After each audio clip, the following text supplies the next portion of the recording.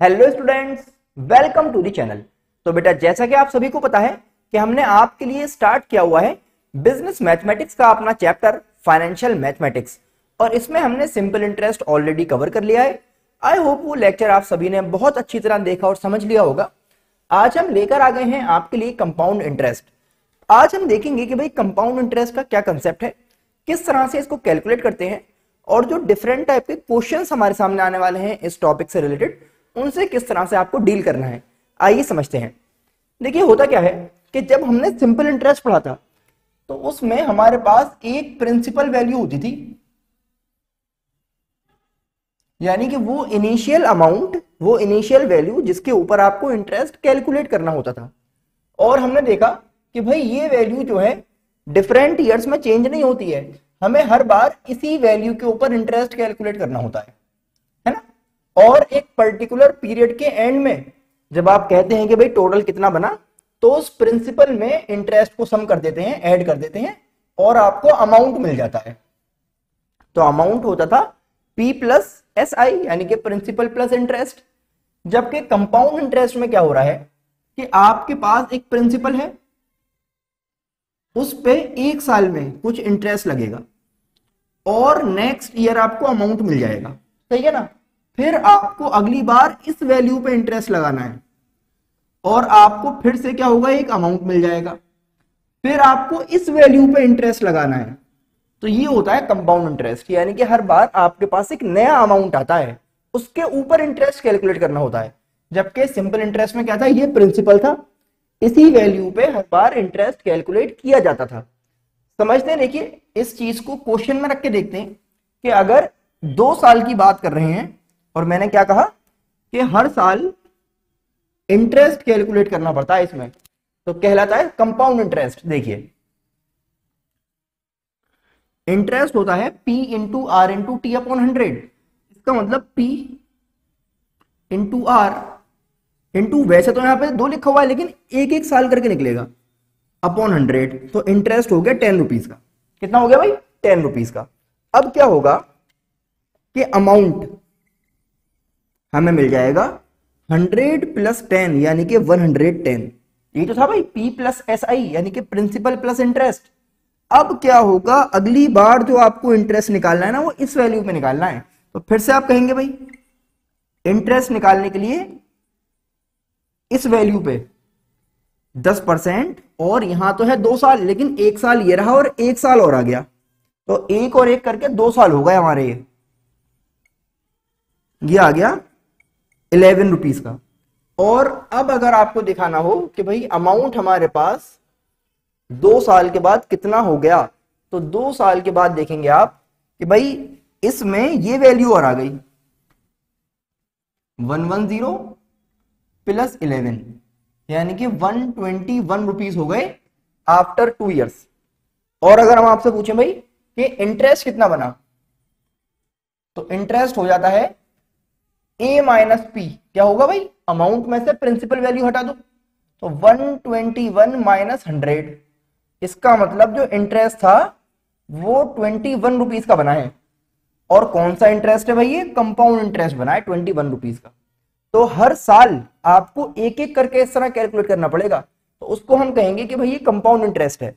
अगर इसी क्वेश्चन को हम सिंपल इंटरेस्ट के हिसाब से करते तो आप क्या करते कि इंटरेस्ट होगा P into R into T, एक ही बार में 2 साल का निकल जाता, अपॉन 100। भाई एक साथ 2 साल का क्यों निकल रहा है, क्योंकि आपको इसमें हर बार प्रिंसिपल वैल्यू को चेंज नहीं करना होता, एक ही गिवन वैल्यू है उसी पे लग जाएगा। तो टोटल 20 रुपए का इंटरेस्ट बन जाता हमारा। और ये इंटरेस्ट कौन सा होता, सिंपल इंटरेस्ट होता। और इस केस में अमाउंट जो है वो कितना होता, P प्लस SI, यानी कि 120 रुपए। तो यहां पे हमने समझा कि भाई जो हमारा प्रिंसिपल है वो सेम रहता है किसमें, सिंपल इंटरेस्ट में, लेकिन चेंज होता था हर बार किसमें, कंपाउंड इंटरेस्ट में। यहां पे प्रिंसिपल वैल्यू कितनी रखी गई है, 100, जबकि यहां पे प्रिंसिपल रहा है 110। समझ रहे हैं इस बात को। एक और बात समझिए, जैसे जैसे आप आगे जाते रहेंगे तो कंपाउंड इंटरेस्ट जो है वो बढ़ता रहेगा, लेकिन सिंपल इंटरेस्ट नहीं बढ़ता, वो सेम रहता है। क्या मतलब है इस बात का, अगर मैं इसको 2 साल का एक बार में ना निकाल के एक एक साल का निकालूं तो देखिए क्या होगा। जैसे हमने इसको कैलकुलेट किया इंटरेस्ट फॉर फर्स्ट ईयर के लिए 100 रुपए पे 10% एक साल के लिए, वैल्यू आ गई 10 रुपीज। और फिर दोबारा इंटरेस्ट निकाल रहा हूं फॉर सेकेंड ईयर, तो अगले साल में भी क्योंकि इसमें भाई प्रिंसिपल तो चेंज होगा नहीं, तो इसी 100 रुपए के ऊपर 10% लगा दूंगा मैं, लेकिन एक साल के लिए, तो फिर से 10 ही रुपए आए। इसमें समझाना क्या चाह रहे हैं, देखिए यहां पर फर्स्ट ईयर का जो इंटरेस्ट था वो 10 था, और यहां पर भी फर्स्ट ईयर का इंटरेस्ट 10 है। तो समझने वाली बात यह है कि इन द फर्स्ट ईयर क्या होता है, CI बराबर होता है SI के। फर्स्ट ईयर में दोनों सेम होते हैं, लेकिन जैसे जैसे आप आगे जाने लगेंगे, जैसे यहां पर देखा आपने सेकंड ईयर का हमने कैलकुलेट किया और ये हमने सेकंड ईयर का कैलकुलेट किया, तो जैसे जैसे आप आगे जाएंगे तो फिर CI जो है वो बड़ा होता रहेगा और SI जो है वो छोटा हो जाएगा। इसके कंपैरिजन में वैसे सेम रहेगा, है ना भाई, यहां पे भी 10 चल रहा है, यहां पर भी 10 है, तो वैसे तो सेम है, लेकिन यहां पे CI 10 था, CI कितना हो गया 11। अगर हम इसी में देखो एक साल के लिए और कैलकुलेट कर लेंगे तो और बड़ी वैल्यू आ जाएगी CI की, लेकिन SI जो है वो हर बार 10 ही चलता रहेगा। तो हमने फिलहाल क्या देखा है कि भाई कंपाउंड इंटरेस्ट कैलकुलेट कैसे करते हैं, तो इसमें हर साल के लिए एक एक करके आपको कैलकुलेट करना पड़ेगा, जबकि सिंपल इंटरेस्ट में भी आप एक एक साल का कर सकते हैं, लेकिन जब फॉर्मूला है तो हमने उसको लगा लिया। अब सोचने वाली बात यह है कि सर क्या हमेशा हमें ऐसे ही एक एक साल का निकालना पड़ेगा, तो घबराइए मत, ऐसा नहीं होगा। क्योंकि अगर मैं भाई टाइम जो है वो 50 साल का कर दूं, या टाइम जो है आपके लिए मैं 25 साल का कर दूं, या टाइम जो है वो 100 साल का कर दूं, तो बड़ी टेंशन हो जाएगी, क्योंकि ऐसे 100 बार कौन कैलकुलेट करेगा। तो कोई तो फॉर्मूला बनाया गया होगा ना, तो बिल्कुल फॉर्मूला है। क्या है फॉर्मूला, उसी पे आप बात करेंगे। फॉर्मूला हमसे कह रहा है कि अगर आपको कंपाउंड इंटरेस्ट कैलकुलेट करना है टेंशन फ्री होके, बार बार आप कैलकुलेशन नहीं करना चाहते, तो एक फॉर्मूला लीजिए। क्या है फॉर्मूला, समझते हैं।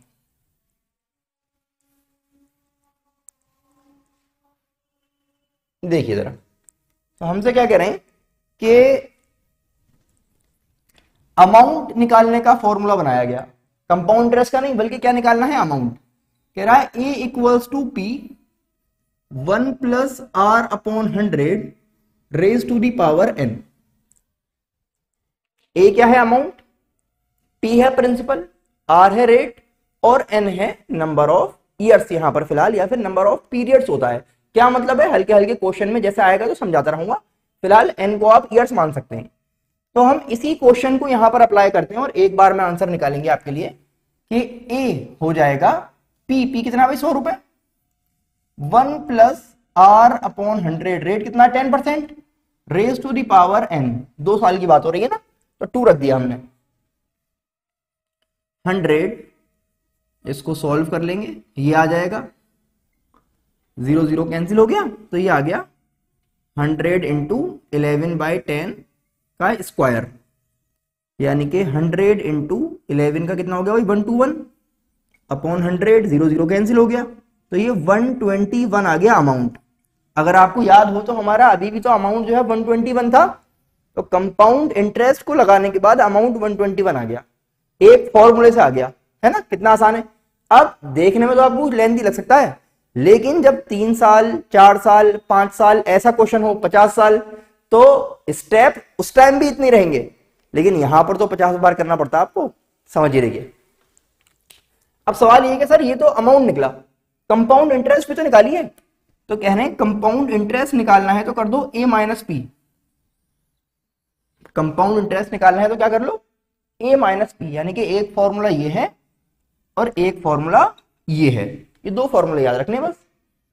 समझिए भाई, A कितना आया है 121 और P कितना था 100, तो कंपाउंड इंटरेस्ट बन गया 21 रुपीज का।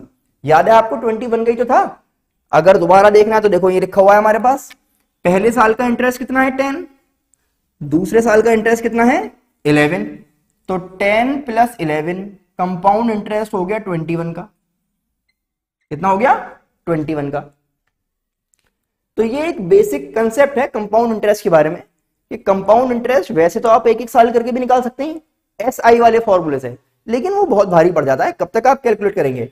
इसीलिए आसान एक फॉर्मूला बनाया गया है, a equals to p 1 plus R by 100 raise to the power n लगा के, और फिर कंपाउंड इंटरेस्ट यानी कि इंटरेस्ट की वैल्यू जब बाहर करनी है आपको इसमें से, तो आप इसको यूज कर सकते हैं। तो ये बेसिक कंसेप्ट मैं उम्मीद करता हूं कि आपको समझ में आ गया होगा। नेक्स्ट लेक्चर से क्वेश्चंस लेके आएंगे, इंपॉर्टेंट क्वेश्चंस, डिफरेंट टाइप के क्वेश्चंस जो इस टॉपिक से रिलेटेड है, और जिसका आपको इंतजार भी है। लॉग वाले क्वेश्चंस भी इसमें हम इंक्लूड करेंगे, जिसमें लॉग की हेल्प से किस तरह से कंपाउंड इंटरेस्ट कैलकुलेट किया जाएगा। अब आपको करना क्या है बेटा, इसको देखिए, समझिए, अपने फ्रेंड्स को जरूर शेयर कर दें, चैनल को सब्सक्राइब करना बिल्कुल भी ना भूलें। हम फिर मिलेंगे आपसे नेक्स्ट लेक्चर में। Thanks for watching.